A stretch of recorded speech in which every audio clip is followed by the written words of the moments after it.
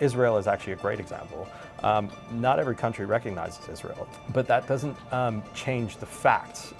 Israel participates in international institutions, it enters trade agreements. So recognition is not everything. Hi, I'm Sarah Forster, news editor here at The National, and welcome to this week's episode of A Closer Look. Now, Ireland, Norway and Spain have now officially recognised the state of Palestine. But what does that mean, and does it really change anything on the ground in Gaza? To talk to me more about this, I've invited The National's opinion editor, Suleiman Hakimi, down to talk to me. Suleiman, thank you for joining me. Thanks, Sarah. Now, the first question really on anyone's mind is going to be, is this just a symbolic gesture? So this has become a common talking point, and I think some of the frustration driving this is born of the fact that this act of recognition by these three countries is unlikely to make a big difference in the ongoing war in Gaza, and it probably won't do much to alter conditions on the ground for Palestinians insofar as their oppression and occupation by Israeli authorities is concerned. The most immediate implication of this act of recognition is that these countries are obviously sending a political message to Israelis and also to Palestinians that they disagree with Israel's position on Palestine, that they have sympathy for Palestinians, and that they support ultimately the idea of Palestinian statehood. But I would say while this is a symbolic act, it's not a purely symbolic act. And to understand why, you need to understand the relationship between recognition and statehood. Well, which brings us nicely onto our second question.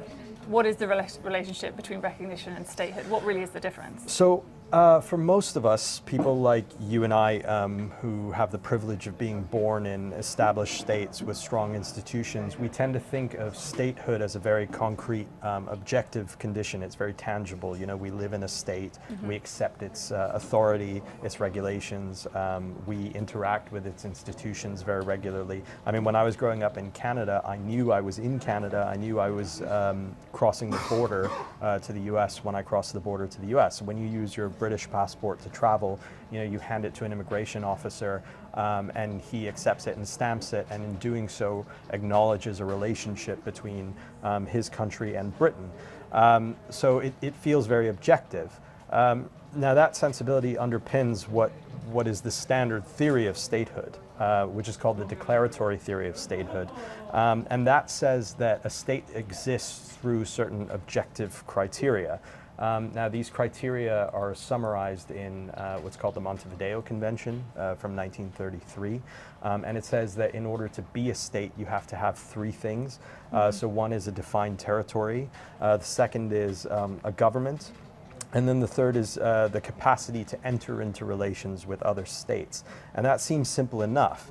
But for most of history before Montevideo, statehood was a much, much more subjective thing. And it followed what's the other competing theory of statehood, which is called the constitutive theory. And the logic there says that a state only exists by virtue of other states recognizing it. Many legal scholars have pointed out that that theory, the constitutive theory, seems to be back in vogue in recent years. And that's in no small part because of the situation in Palestine. And so what role has Palestine played in that process of recognizing statehood?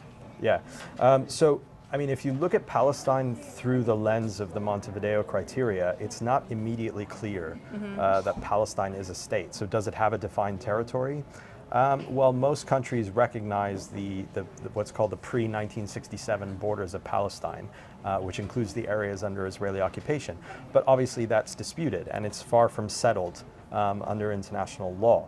Does Palestine have an effective government? Well, that's also debatable because governance in Palestine is split right now between two factions. There's the Palestinian Authority and there is Hamas in Gaza. So, there are a lot of countries who have argued on that basis that Palestine is not a state, or at least not yet. So notably, like Germany has argued this, the US has argued this, Israel, of course, argues this. Although you could say in Israel's case, it's a little bit self-serving for obvious reasons, but partly because, you could say Israeli authorities themselves are an obstacle to Palestine having an effective government. But these countries did argue this. A few years ago, they argued it at the International Criminal Court when the court's prosecutor asked judges to give a ruling on whether the court had jurisdiction in something called the State of Palestine. Now, at the time, the court's judges said, they don't have the authority to rule on Palestinian statehood as such, but they ultimately did rule in favor of jurisdiction. And one of the arguments they drew upon was that in 2012, there was a UN General Assembly vote in which most countries, or the majority of countries, said that they recognized Palestinian statehood. And so in that ruling, the International Criminal Court judges relied on the constitutive theory of statehood, where they said, by virtue of a majority of countries recognizing Palestine as a state, that is evidence that Palestine is a state. So Palestine, it's almost kind of blazing a new trail here. Yeah, I mean, there are plenty of countries out there that have issues with recognition on the international stage. You have countries, for example, look, Israel is actually a great example. Not every country recognizes Israel. They don't recognize its existence as a state. There are several countries that don't recognize Israel. But that doesn't change the facts in terms of, Israel participates in international institutions, it enters trade agreements. So recognition is not everything. And you can rely on the Montevideo criteria to a large extent on what a state is. But at the same time, the Montevideo criteria aren't everything either.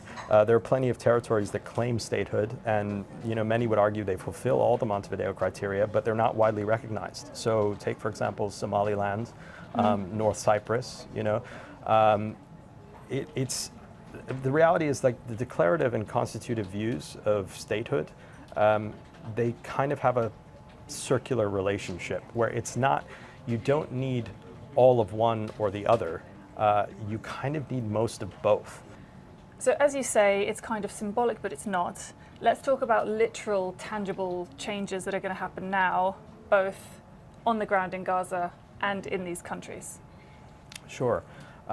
So at the moment, if you're a Palestinian and you have Palestinian travel documents, and there are cases of this happening, where Palestinians have transited in countries like Germany, which don't recognize Palestinian statehood, and they face problems. Their travel documents are not recognized, they're detained, they're deported.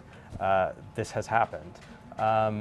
Now, insofar as Spain, Ireland, and Norway are concerned, maybe this act of recognition will bring an end to cases like that in those specific jurisdictions. It's likely to. It doesn't immediately do that because obviously, recognition is a political act, and then it needs to translate into the laws and regulations of those countries.